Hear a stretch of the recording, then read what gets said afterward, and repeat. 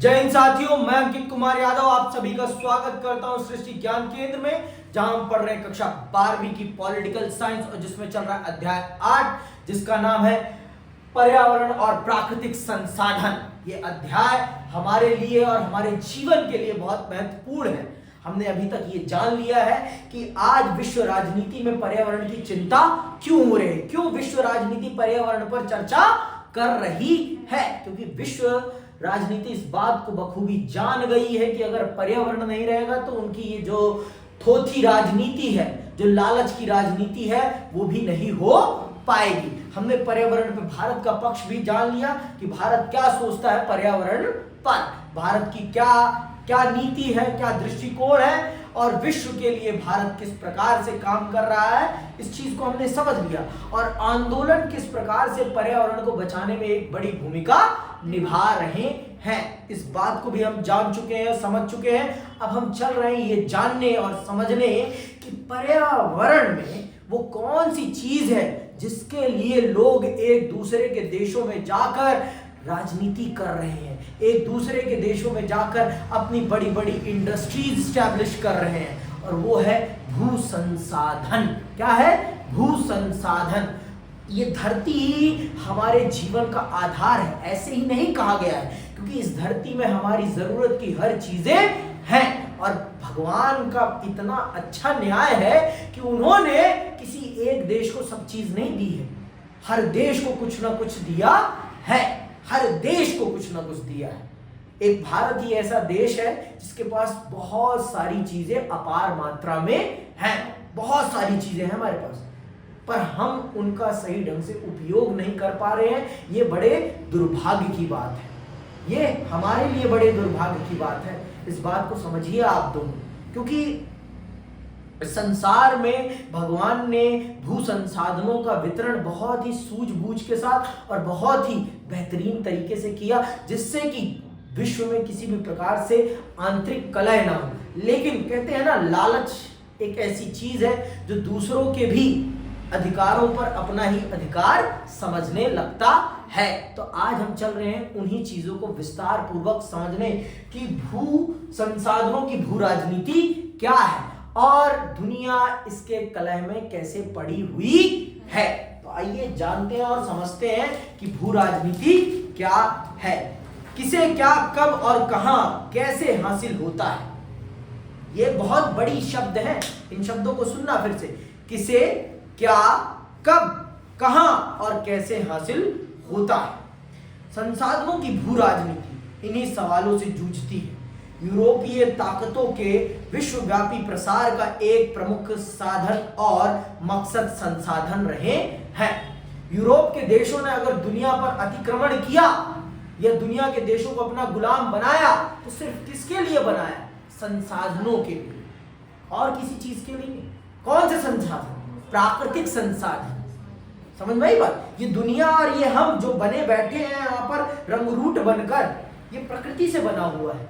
ये जो हमारा वस्त्र है ये भी प्रकृति की देन है, ये हमारी जीन्स प्रकृति की देन है, ये घड़ी प्रकृति की देन है। समझ में आई बात? टेक्नोलॉजी जरूर है लेकिन इसमें प्रकृति का बहुत बड़ा योगदान है। ये पट्टा भी कहीं से आया है, ये लोहा, ये जो लगा है धातु, ये भी कहीं से आया है।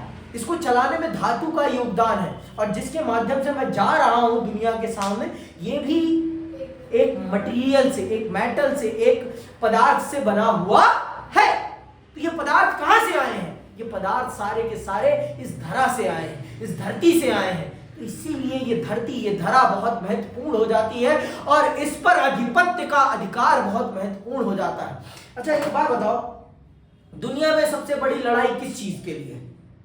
जमीन के लिए। सबसे बड़ी लड़ाई अगर किसी चीज के लिए है वो जमीन के लिए। जर, जोरू और जमीन, इन्हीं तीन चीजों की लड़ाई है। अगर आपने महाभारत पढ़ी है तो महाभारत इन्हीं तीन चीजों की लड़ाई है, और किसी चीज की लड़ाई नहीं है। जर है, जमीन है और जोरू है ना। इन्हीं तीन चीजों के लिए इतना बड़ा युद्ध होता है महाभारत का, और उसी में भगवान श्री कृष्ण आपको कर्म का ज्ञान देते हैं गीता के माध्यम से। समझ में आई बात? तो ये बड़ी बात है, ये इन बातों को समझना आपके लिए भी, मेरे लिए भी, हम सब के लिए बहुत जरूरी है। तो आज दुनिया में अगर अमेरिका इतनी बड़ी डोमिनेटिंग पावर बना बैठा है तो उसने ये डोमिनेटिंग पावर हासिल कैसे करी है? जमीनों पर अधिकार करके, एक बड़े प्लेटफॉर्म पर उसने अपना अधिकार कर रखा है। उसने दुनिया के पूरे समुद्र पर अपना एकाधिकार कर रखा है। उसने स्पेस पे भी अपना एकाधिकार कर रखा है। और ये सब क्या है? ये सब संसाधन है। ये सब संसाधन, और जिनका संसाधनों पर अधिकार रहेगा वो ही असली मालिक होंगे। आज भी आप गांव में देखिए, जाइए, जिनके पास जमीन है वो गांव के दादा हैं, चाहे उनके परिवार में कोई हो या ना हो, और उनका वो अकेले ही क्यों ना हो, लेकिन वो दबदबा रखते हैं, क्योंकि जमीन ही वास्तविक ताकत का आधार है। और जिसके पास जमीन होगी वो ही ताकतवर होगा। ताकत का आधार ही संसाधन है। मैं शब्द जरूर प्रयोग कर रहा हूं, फिर से सुनिएगा। संसाधन ही आपकी शक्ति का आधार है। बिना संसाधनों के आप अपने आप को आगे नहीं बढ़ा सकते। इस बात को गांठ बांध लीजिए। समझ में आई बात कि अभी भी नहीं आई है? आगे सुनिएगा। संसाधनों को लेकर राज्यों के बीच तानातनी हुई है। यहां राज्य मतलब देशों के बीच, ठीक है, तानातनी हुई है। संसाधनों से जुड़ी भू राजनीति को पश्चिमी दुनिया ने ज्यादातर व्यापारिक संबंध, युद्ध तथा ताकत के संदर्भ में सोचा। इस सोच के मूल में था विदेश में संसाधनों की मौजूदगी तथा समुद्री नौवहन में दक्षता। समुद्री नौवहन स्वयं इमारती लकड़ियों पर आधारित था, इसीलिए जहाज की सतीरों के लिए इमारती लकड़ियों की आपूर्ति 17वीं सदी के बाद के समय में प्रमुख यूरोपीय शक्तियों की प्राथमिकताओं में रही। पहले और दूसरे विश्व युद्ध के दौरान सामरिक संसाधन, खासकर तेल की निर्बाध आपूर्ति का महत्व बहुत अच्छी तरह उजागर हो गया। तो जिस भी समय कालखंड को आप उठाएंगे इतिहास के, आपको कहीं ना कहीं संसाधनों के लिए ही लड़ाई होती हुई दिखाई पड़ेगी। लड़ाई सदैव संसाधनों के लिए ही हुई है और आज भी संसाधनों के लिए ही हो रही है। समझ में आई बात? सदैव संसाधन ही सबसे महत्वपूर्ण रहेंगे। इस बात को आप बखूबी समझिए कि संसाधन ही जीवन का आधार है और संसाधन के बिना आप अपने जीवन की कल्पना नहीं कर सकते हैं। यहाँ पर घात छोड़ने अंग्रेज नहीं आए थे। यहाँ पर अंग्रेज इसीलिए आए थे क्योंकि भारत के पास अपार मात्रा में संसाधन है, अपार मात्रा में प्राकृतिक संसाधन है। उन्हीं प्राकृतिक संसाधनों को लूटने के लिए वो भारत आए थे। भारत में कुछ लोग यहाँ के अच्छे नहीं लगे थे उनको, यहाँ के संसाधन उन्हें अच्छे लगे थे, जो उन्हें वहां से खींचकर यहाँ लाए थे। समझ में आई बात कि अभी भी नहीं आई है? तो दुनिया में हमेशा संसाधनों के लिए ही लड़ाई लड़ी गई है और लड़ी जाएगी। इसके अलावा किसी और चीज के लिए लड़ाई नहीं लड़ी जाएगी। और जो ताकतवर होगा वो ही संसाधनों पर अपना एकाधिकार कायम रखेगा। साला जापान इतना छोटा सा देश है और उसने चीन को अपना गुलाम बना रखा था एक टाइम पर। समझ में आई बात? एक टाइम पर उसने चीन को अपना गुलाम बना रखा। कितनी बड़ी बात है। समझ में आई बात? अब ताकत कहां से आती है? ताकत इससे आती है, शिक्षा से आती है। शिक्षा ही ताकत का मूल आधार है। पूरे शीत युद्ध के दौरान उत्तरी गोलार्ध के विकसित देशों ने इन संसाधनों की सतत आपूर्ति के लिए कई तरह के कदम उठाए। इसके अंतर्गत संसाधन दोहन के इलाकों तथा समुद्री परिवहन मार्गों के इर्द गिर्द सेना की तैनाती, महत्वपूर्ण संसाधनों का भंडारण, संसाधनों के उत्पादक देशों में मनपसंद सरकारों की बहाली तथा बहुराष्ट्रीय निगमों और अपने हित साधक अंतरराष्ट्रीय समझौतों को समर्थन देना शामिल है। आपने देखा खाड़ी युद्ध क्यों होता है? कभी आपने सोचा? वहां भी तो संसाधन की लड़ाई है ना। अमेरिका कुवैत को बचाने क्यों जाता है? क्योंकि संसाधन है। कौन से? पेट्रोलियम प्रोडक्ट्स हैं। और आज की दुनिया पेट्रोलियम प्रोडक्ट्स पर ही चलती है।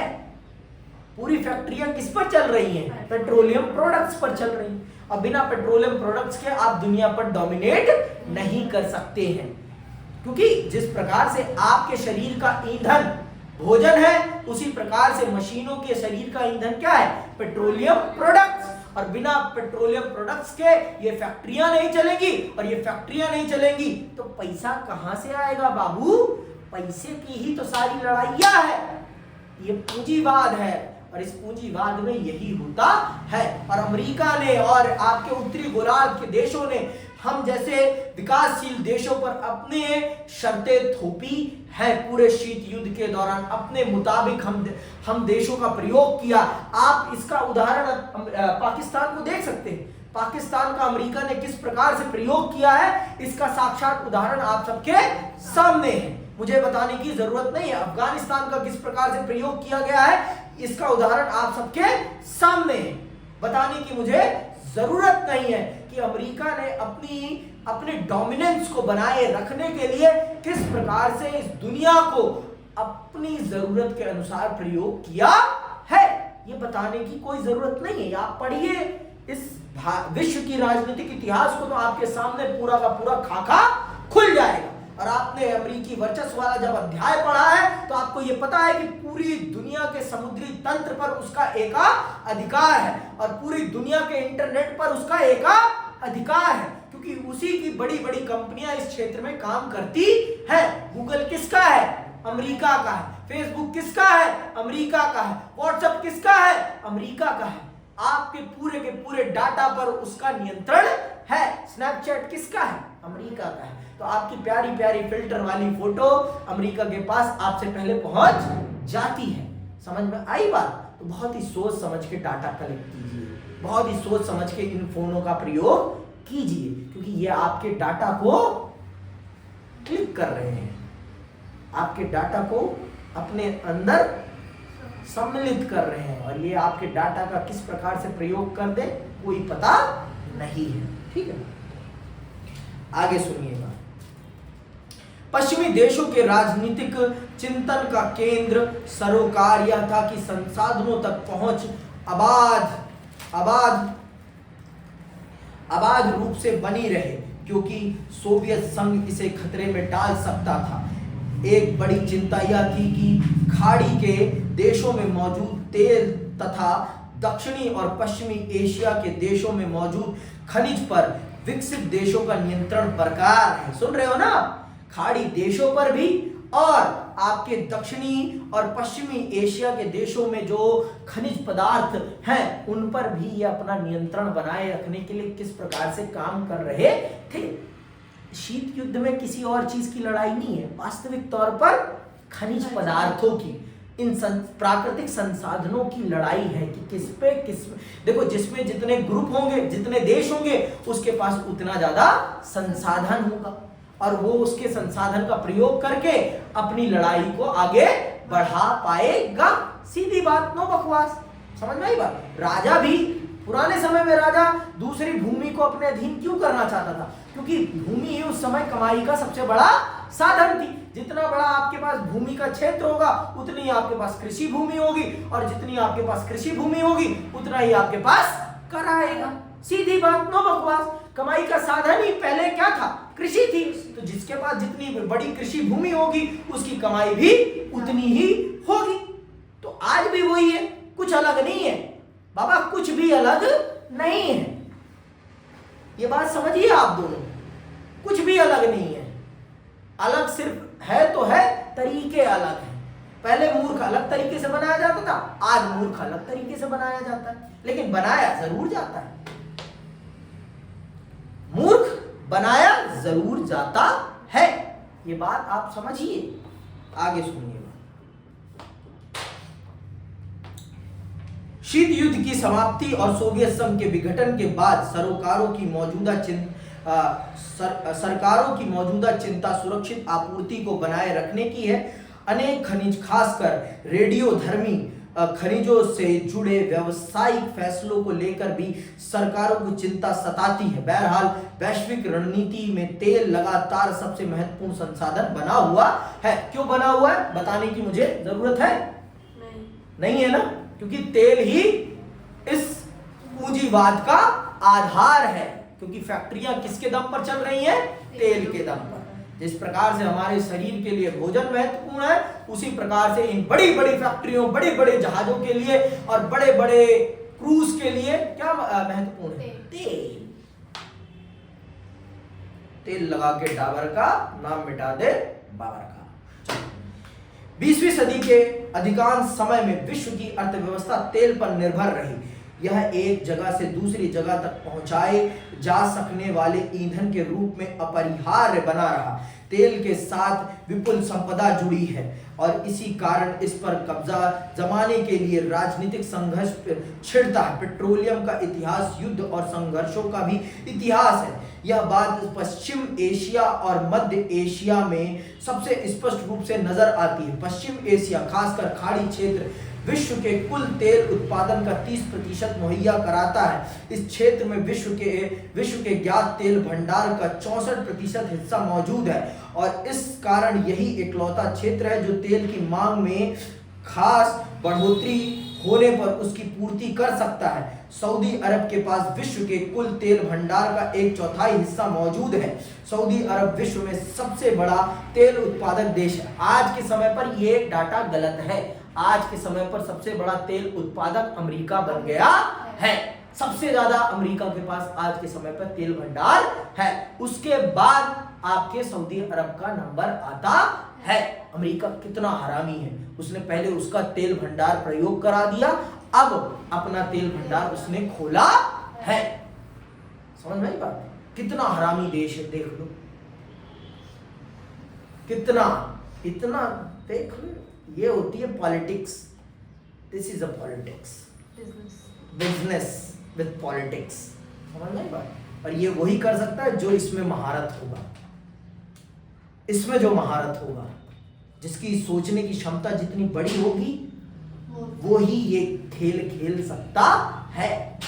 वही ये खेल खेल सकता है। इनकी बुद्धि में तो कुछ है नहीं। अरबों के अंदर पर हबीबी लुट गए। हबीबी की कमाई सारी चली गई। एक समय के बाद हबीबी कंगले हो जाएंगे। इनके पास कुछ और इसके अलावा तो कुछ है ही नहीं। बुद्धि तो है नहीं। हबीबी के पास बुद्धि तो है ही नहीं।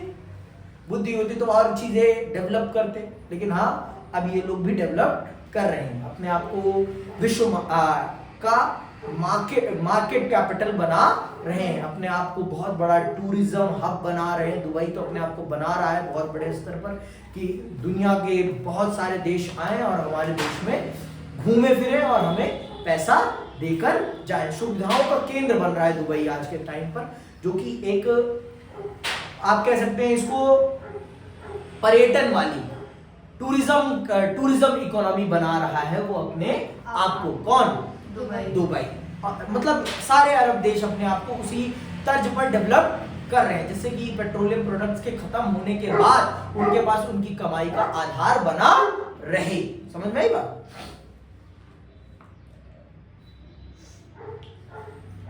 इराक के एक बड़े हिस्से में तेल भंडार की मौजूदगी को लेकर खोजबीन अभी नहीं हुई है। संभावना है कि इराक का तेल भंडार 112 अरब बैरल से कहीं ज्यादा हो। संयुक्त राज्य अमेरिका, यूरोप, जापान तथा चीन और भारत में इस तेल की खपत होती है, लेकिन ये देश इस इलाके से बहुत दूरी पर हैं।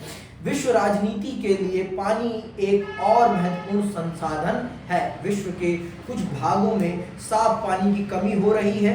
साथ ही विश्व के हर हिस्से में स्वच्छ जल समान मात्रा में मौजूद नहीं है। इस कारण संभावना है कि साझे जल संसाधनों को लेकर पैदा मतभेद 21वीं सदी में फसाद की जड़ साबित हों।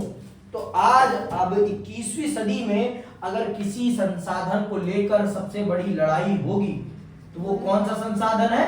वो है आपका जल। जल ही जीवन है। इसके लिए ही लड़ाई होगी, क्योंकि इसके बिना जीवन की कल्पना करना असंभव है। असंभव है। और इसकी खपत बहुत बड़े स्तर पर हो रही है। सबके पास एक मात्रा में जल नहीं है, अरब देशों के पास पानी नहीं है, वो समुद्र के पानी को फिल्टर करके पीते हैं और उसमें बहुत पैसा लगता है, बहुत बड़ी टेक्नोलॉजी लगती है और बहुत ज्यादा पैसा लगता है। वहां साला पेट्रोल सस्ता है, पानी बहुत महंगा है। समझ में आई बात? वहां पेट्रोल सस्ता है लेकिन पानी बहुत महंगा है। ये बात आप जानिए, दोनों को कह रहा हूं बहुत अच्छे से। तो दुनिया अगर अब लड़ेगी तो किसके लिए लड़ेगी? जा से जल के लिए, जा से जल के लिए अब अगली लड़ाई होगी दुनिया में। इस बात को आप दोनों बखूबी जाने और समझें। और जिस देश में जल की इज्जत नहीं होगी वो देश बर्बाद हो जाएगा, और उसमें से एक देश हमारा भी है। हमारे देश में पानी की कदर नहीं करी जाती क्योंकि हमारे देश में इफरात मात्रा में पानी है।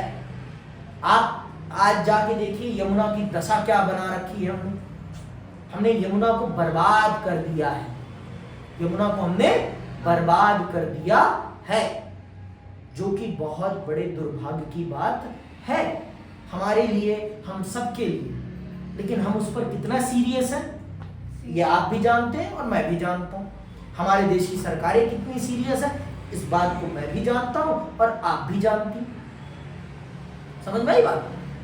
तो इस देश में, जिस दुनिया में अब पानी की किल्लत हो रही है और आज भी भारत पानी की वैल्यू को नहीं समझ रहा है, खास करके उत्तर भारत के लोग तो खास कर नहीं समझ रहे हैं।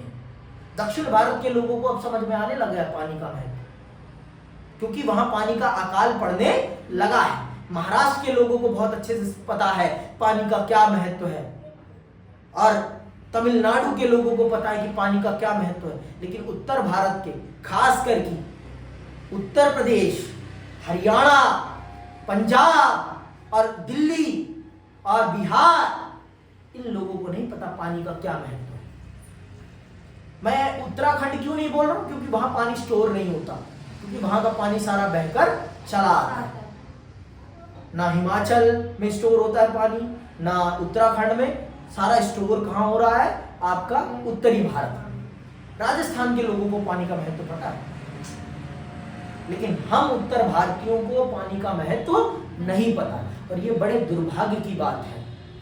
और अगर अब भी हम नहीं समझे और अब भी हमने सही ढंग से काम नहीं किया पानी को बचाने के लिए, तो अगली मौत हमारी है। हम अगर चाहें तो हम पानी को संसाधन बनाकर दुनिया को बेच सकते हैं और मोटा पैसा छाप सकते हैं, लेकिन हमारी बुद्धि कहाँ है? हमारी राजनीति में अलग ही मुद्दे चलते हैं, कटेंगे तो बटेंगे। अरे काट लो, बांट लो। बांटा किसने पहले ये तो बताओ? तुमने ही बांटा, अब तुम ही कह रहे हो कटेंगे तो बटेंगे। जोड़ने की बात तो होगी नहीं, है ना? हिंसक राजनीति नहीं होनी चाहिए, विकासशील राजनीति होनी चाहिए। और ये विकासशील राजनीति तब होगी जब इस देश का युवा पढ़ेगा, जब राजनीति को समझने की चेतनशीलता उसके दिमाग में आएगी। और जब तक वो राजनीति को समझने की चेष्टा अपने दिमाग में नहीं लाएगा, तब तक इस देश का विकास नहीं हो पाएगा। ये बड़ी बात मैं कह रहा हूं, अपनी उम्र से बहुत बड़ी बात मैंने कही है ये। ठीक है, जो कह दिया आगे चलिए। इस जीवनदायी संसाधन को लेकर हिंसक संघर्ष होने की संभावना है। होगा, हिंसक ही होगा, क्योंकि ये जीवनदायी संसाधन है। जिस दिन पानी नहीं आता उस दिन कितने लोग प्यार से लाइन में लग के पानी लेते, होता है कि नहीं होता? टैंकर जब आते हैं तो क्या होता है? मेरी पाइप पहले जाएगी तो अपनी हटा, होता है। देखा है ना?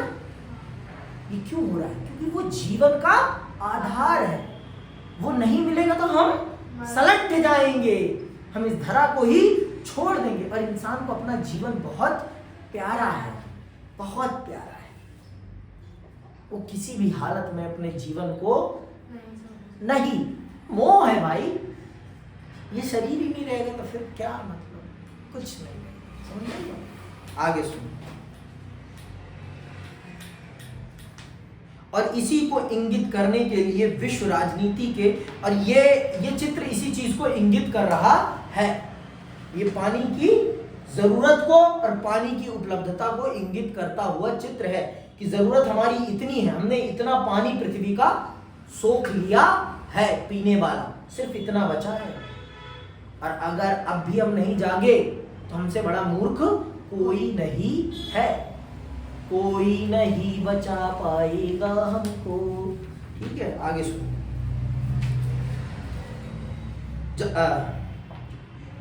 जल युद्ध शब्द गढ़ा है, इसी को इंगित करने के लिए विश्व राजनीति के कुछ विद्वानों ने जल युद्ध शब्द गढ़ा है।